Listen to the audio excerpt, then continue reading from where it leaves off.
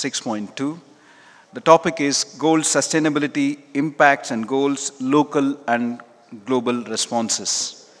The session would be chaired by Mr. John Mulligan, Director, Climate Change Lead, World Gold Council. Joining him are Mr. Peter Bouwer, General Manager, Refinery and Fabrication, Refinery, Mr. Albert Cheng, CEO, SBMA, and Mr. Dedo Liang, Executive Director, Transition Finance, Metals and Mining, Standard Chartered Bank. May I request the speakers as well as the session chair to kindly come and take the seat as I read a brief biodata about each of them. Mr. John Mulligan is a Director, Climate Change Lead, World Gold Council, Strategy, Research and Communication, Impact, Responsibility and Sustainability. Currently focused on integrating investment propositions and strategies with ESG and sustainability considerations with climate change as a key priority. A relationship builder and a creative thinker, still curious and eager to explore, comfortable in the cross-functional roles with a global reach, particularly as program leader, familiar with financial markets and a range of asset classes, including deep knowledge and experience of the gold market, a skilled writer and a regular speaker and presenter to audiences of all sizes and levels of seniority and influence, committed to making a difference. That was Mr. John Mulligan for you. And Peter Bouwer is the General Manager, Refinery and Fabrication at Refinery. Peter has worked in the field of electrical and instrumentation engineering, process control system engineering, business information systems intelligence, organizational transformation and change management. His business experience spans the coal mining, energy, petrochemical, upstream, oil and gas, as well as precious metals refining industry. He has worked for a wide range of companies in the field of strategy development, both locally and internationally, and has also been involved in government and NGO work. Peter has done a strategy-related work in Africa, Middle East, North America, Europe, India, and China. Mr. Albert Cheng, he joined the World Gold Council in 1993 as a regional manager and became the managing director Far East in 2003, retired in 2015, and subsequently has been advisor. He's also been international advisor to Shanghai Gold Exchange since 2002. His marketing career began with Zhengzhou, Yang and Rubicam, Hong Kong in the early 80s. He began the gold marketing in July 1985 and joined the Royal Canadian Mint as a regional manager of the Southeast Asia. He was appointed as the honorary CEO of the SBMA in November 2015. He has been responsible for the success and strategic development of SBMA, represents the interest of the association and responsible for all the legal and regulatory aspects of the association. Mr. Dedo Liang, Executive Director, Transition Finance, Metals and Mining, Standard Chartered Bank. He's been in the position since 2014. Prior to that, he served as a Vice President of the Investment Banking at Morgan Stanley from 2007 to 14, covering the natural resources sector and advising M&A, IPO, capital markets, and corporate finance strategy across North America, North Asia, and Southeast Asia. Mr. Liang holds a BS Electrical Engineering from Cornell University, where he has also a John McCullen Scholar and an MBA in Finance from Cornell Johnson Graduate School of Management. Ladies and gentlemen, let's welcome this illustrious panel and look forward to the session on ESG. Over to Mr. John Mulligan. Thank you for that warm introduction, and well done for all of you who've managed to make it back into the hall. Maybe a few more can be convinced to do so. My name is John Mulligan, Director of Market Relations and the Climate Change Lead at the World Gold Council. I also wear a number of other hats that are relevant to this conversation. I preside over the Sustainable Development Commission for the World Jewelry Confederation and chair a number of climate programs for downstream organizations.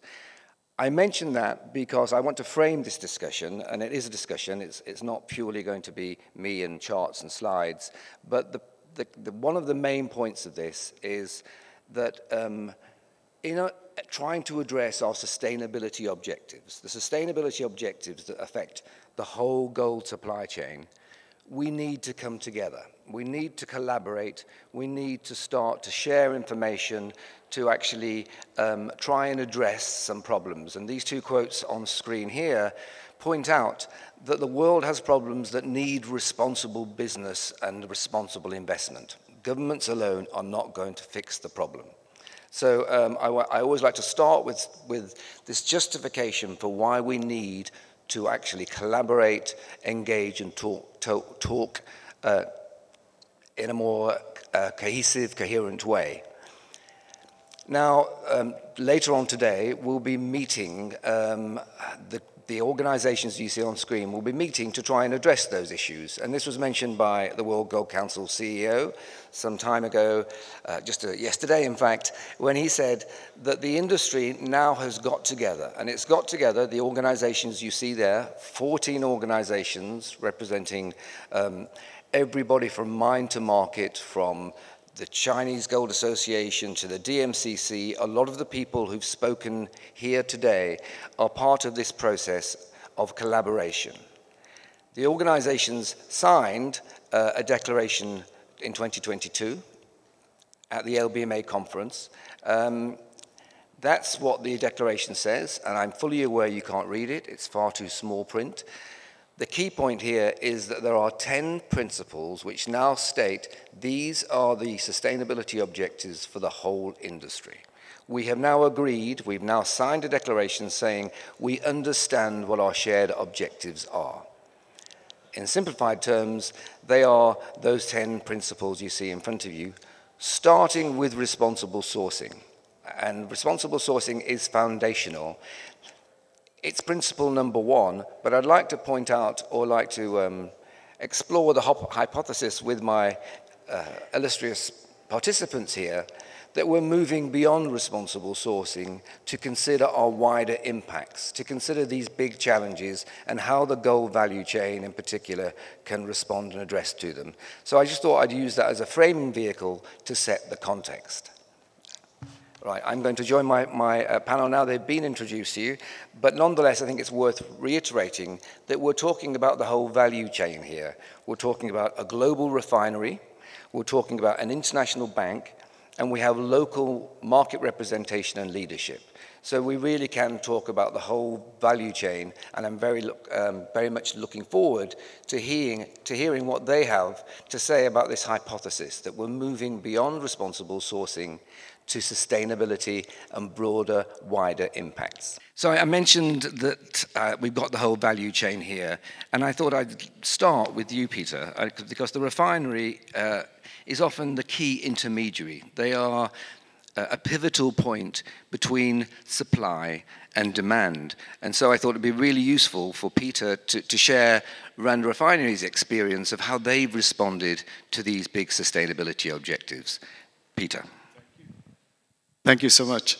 And there's a presentation, and just for everybody, so we've written up our journey in a slide pack of 30 slides, and I'm just going to stand still on 6 to highlight some of our key challenges.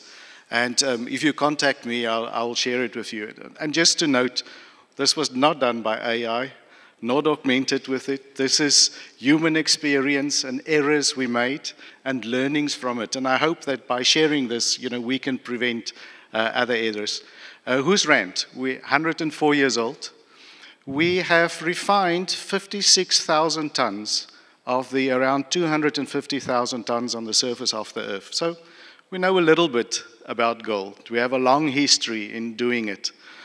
We trade in 32 countries, in and out, and we are a 99% point source, mine point source refinery.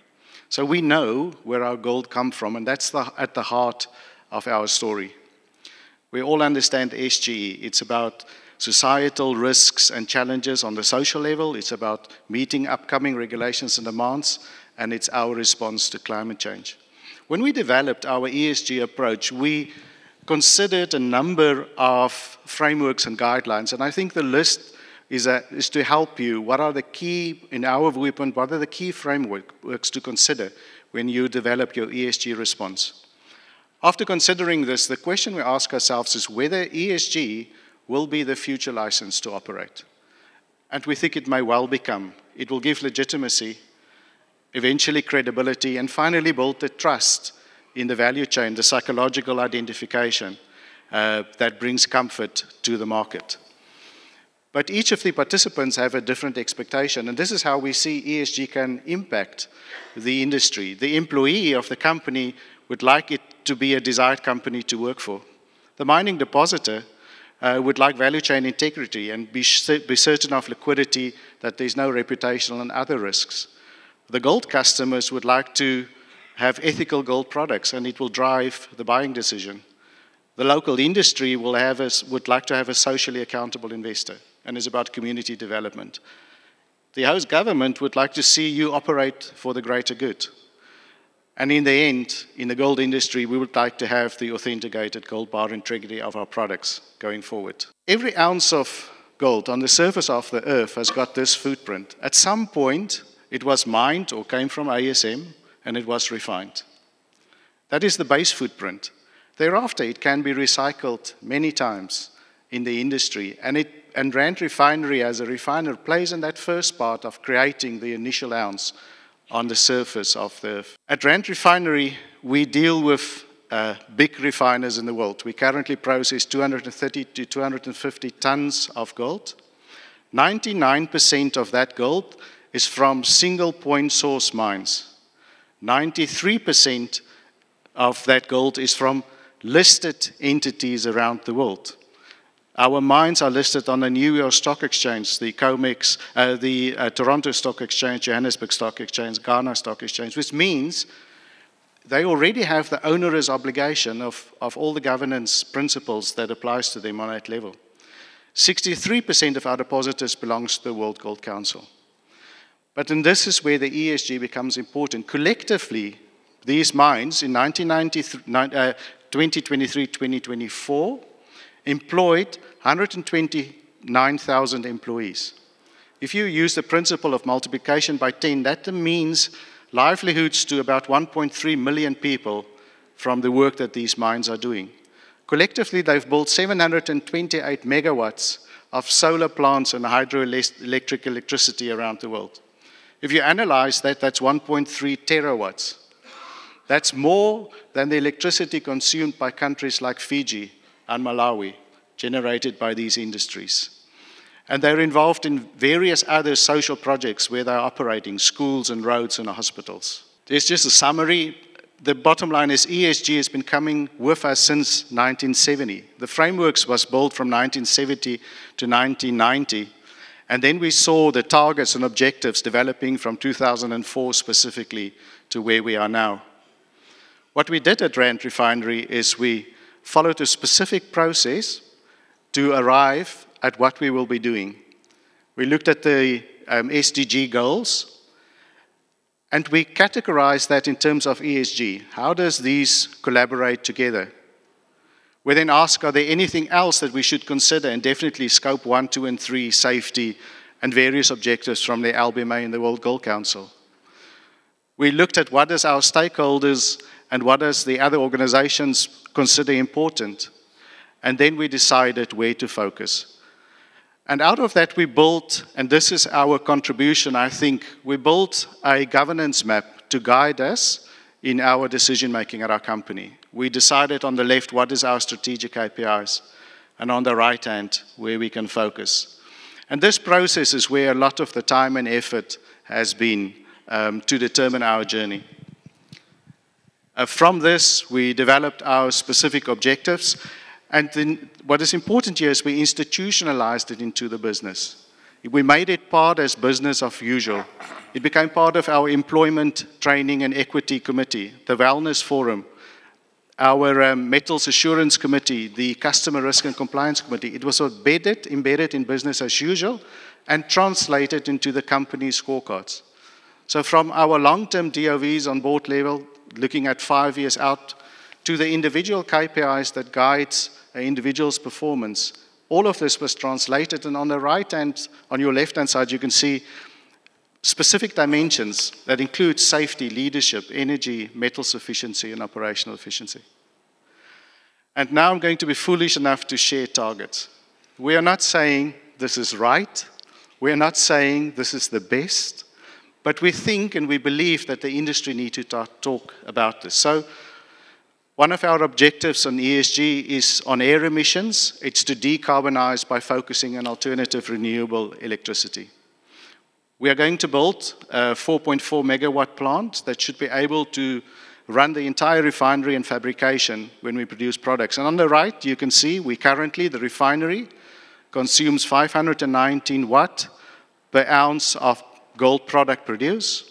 And on our fabrication site, 289 watt per ounce of product produced. So there's first numbers.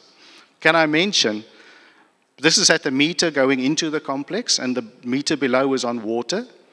But this is where the modalities of measures must be discussed, because in our case, this includes the showers that people will be taking, or the watering of plants in the facility. And this is the nuances that the industry need to discuss. But we believe by putting down these targets that it takes us 2.7 liters of water to refine an ounce of gold, and 400 milliliters of water to produce an ounce of product can help the industry to start talking. We also defined our social targets. And on the top, you can see we committed about $823,000 US towards graduate programs, the development of jewelers, postgraduate studies, internal skills development. And on my right hand, this was a graduate jeweler on the estate that we took through the training process and produced this beautiful piece of silver on the site. Diversity in employment is a key aspect in South Africa. 50% of my refinery operations is women in business. Most of the leader positions are women. In the refinery side, we're at 25%. The physical work is a limitation at the moment. And then finally, on the governance side, the participation in Excedra's, the gold bar integrity are key drivers for us in delivering. And then what's important on our SAP system was designed that inherent in the system, we now realize was blockchain since 2013. We have a parent-child transactional relationship that can tell you, and we are able to give you a certificate of provenance that a product serial number, which was the mines that deposited the gold into that. That data should be available on Excedris from July.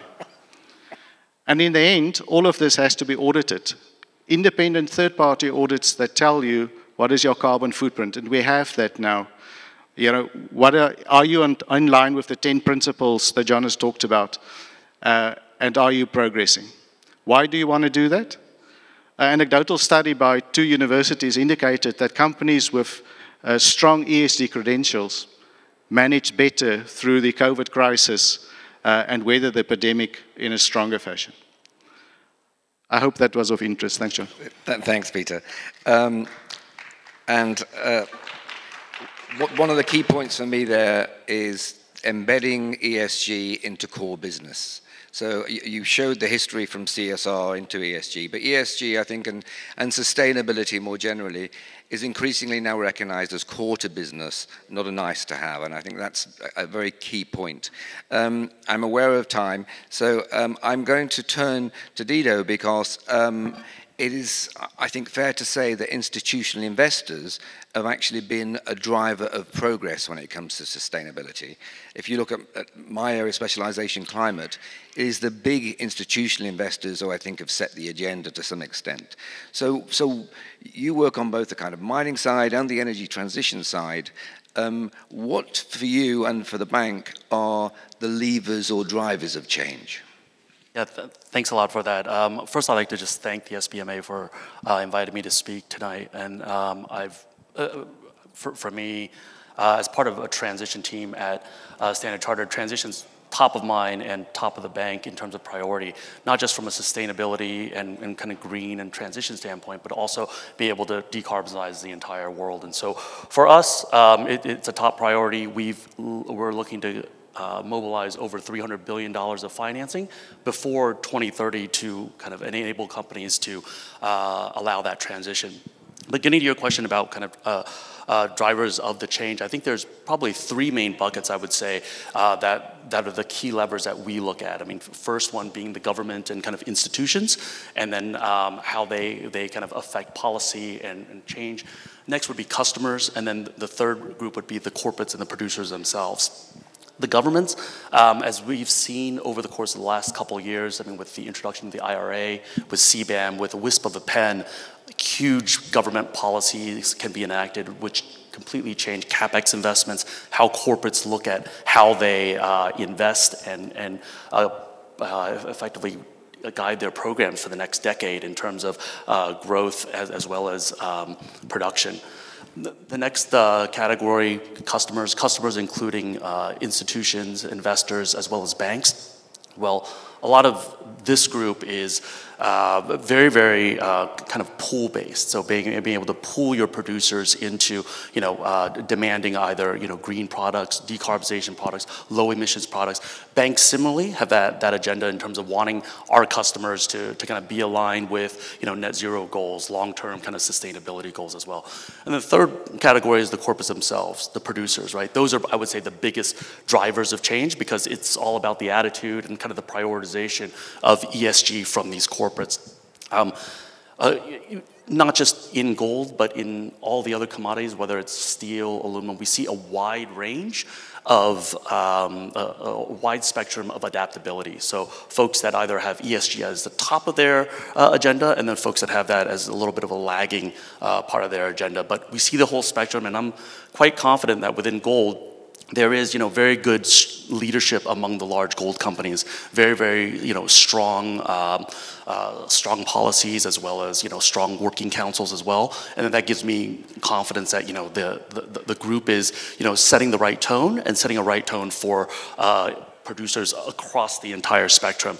So I would say for the larger kind of leaders in the gold space, continue on and be able to kind of push the agenda even stronger and even faster. So being able to kind of pull up the net zero timeline even earlier. And then for those that don't have ESG as such a strong agenda, well maybe get the support and have support from the banks and other producers to make sure that you come along this ESG and sustainability journey as the other producers.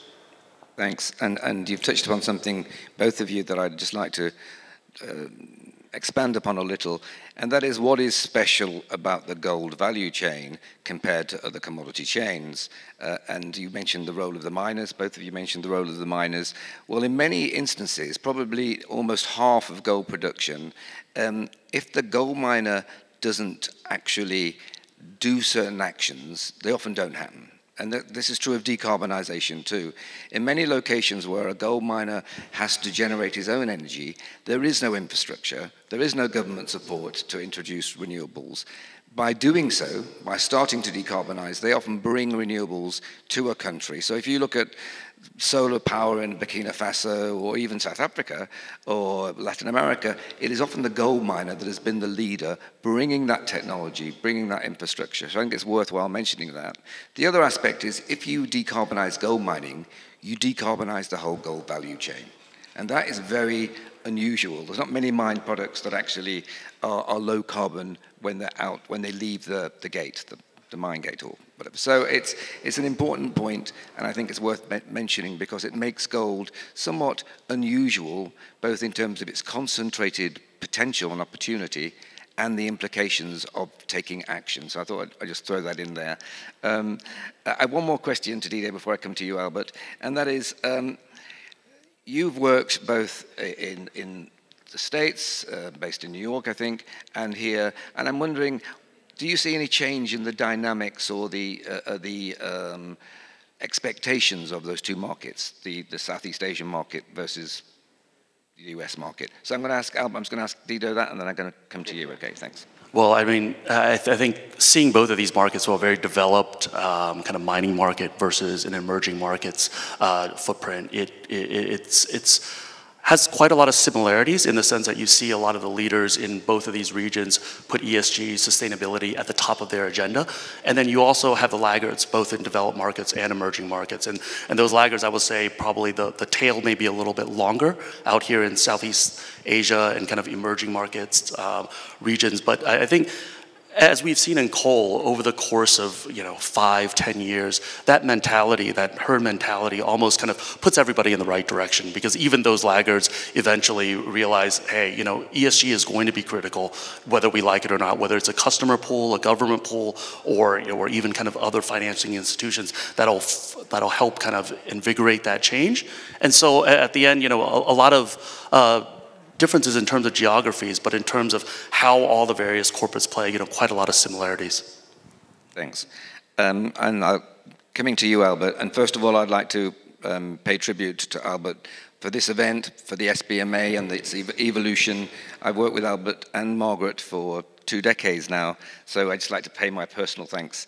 It's been a continuous pleasure. Albert, coming to you, in terms of both the SBMA, but also your role as chair of the Gold Principles Group, the principles I mentioned before, we're very privileged to have Albert as our chair. How do you see the industry and the local industry responding to those principles? Thank you, John. First of all, I'm honored to be chairing this signature group, which embraced the 10 principles for the gold industry in terms of sustainability and responsibility and sustainability. Coming to SBMA, I mean, we are a regional trade association, and our membership base is very diverse. I mean, it could be as sophisticated as Refinery, and also Bullion Bank, and they naturally, they are being branch office of their head office elsewhere. So I think in terms of ESG adoption and following the path, I think for those members, we have no issue with that. But bear in mind that we are a trade association, we have a spectrum of membership which cut across the whole value chain. Particularly local entity, retailer, or enabler or facility provider, they might not be so sensitive to the ESG agenda. But as Peter have just mentioned, that the world, everybody is talking about it, and it probably will become a license to operate. And if they are not aware now, they should be made aware, and they should understand how much they are prepared to adopt, or they are already inherent in their process. And if they are not aware of it, I think through their membership with the association, which we are one of the signatory, and we have, before we signed with the signatory, as one of the signatory, we have pass all the document and all the things that we are doing to all members to get their opinion. So the awareness we have created, but how to adopt and how to encourage them to catch up, I think is the role of the SBMA. And we being a facilitator and an enabler, we need to do that. And I think that's how we look at these gold principle of things and how we react to it. Thank you. Thank you. And we are already almost out of time. I'm afraid 30 minutes was a little short. I'm going to stretch it a little, if you don't mind, because we did start a little late. So I'm going to come to both to Peter and to Dedo and just say, you must be, in some senses, responding to your clients and your customers. How has this shifted? What are the different questions and expectations that you're hearing from your client base? I'll start from the investment perspective, Dedo, if you don't mind.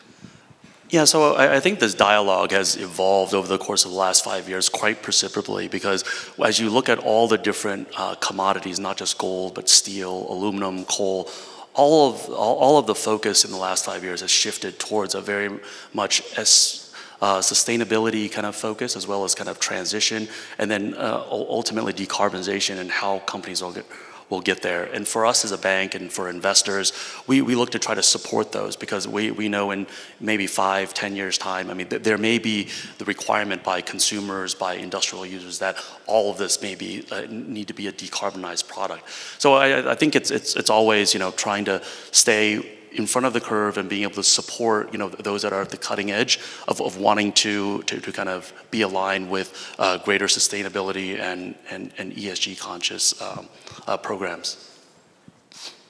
Your client. From our side, I'd say, interestingly, being a developing country in Africa means that the social component and upliftment was part of our history, really from the 1990s, intensified in the 2000s, and is just growing. So that's inherent on us, and that includes the aspects of diversity and equity and inclusion, it's just a natural part.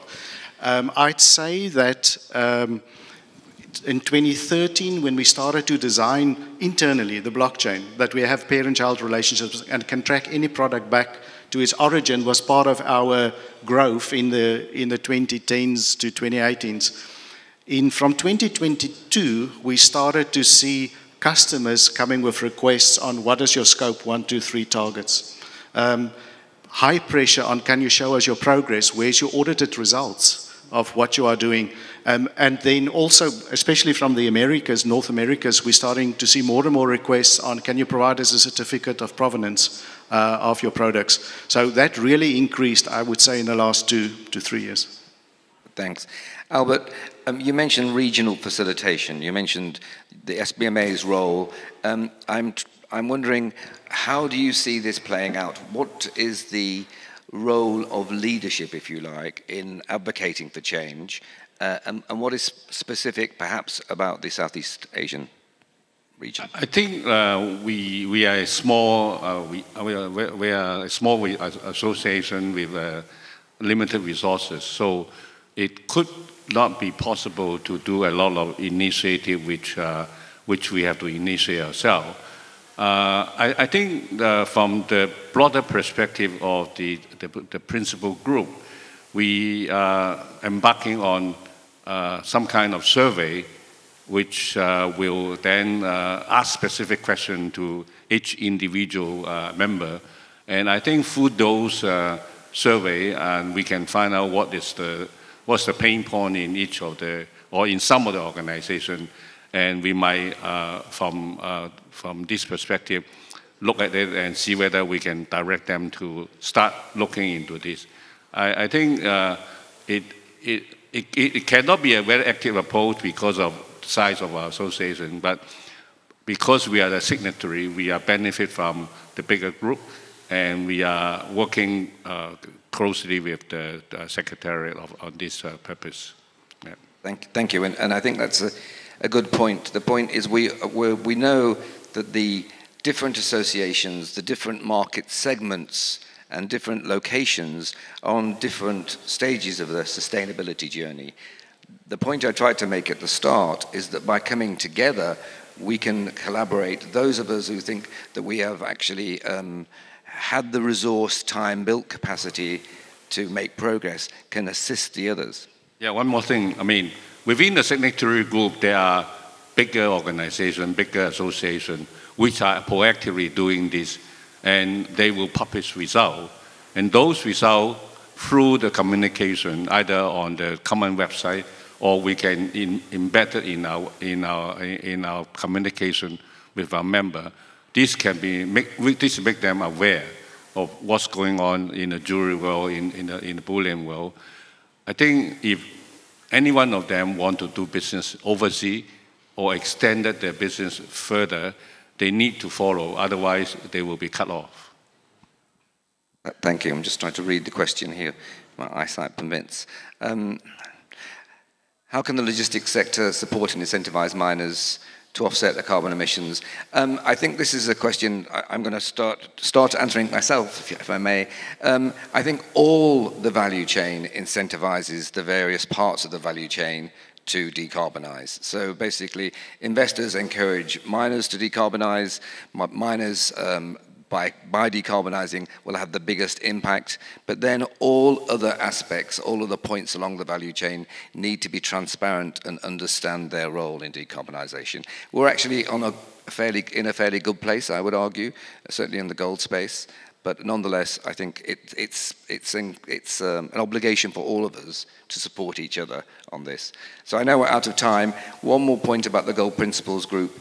One of the things it's trying to do is it will bring together evidence and proof points. So if in future you want to know all of the sustainability outputs and progress made by the associations and the gold supply chain, you'll be able to find them in one location. And I think that will be a huge benefit to the industry. In my time, this is the first time that we've all got together to discuss these things. I think we've got a very long way to go, but I think by coming together, we can embark on that journey together. So thank you for your time. Thank you for my fellow panelists. Very much.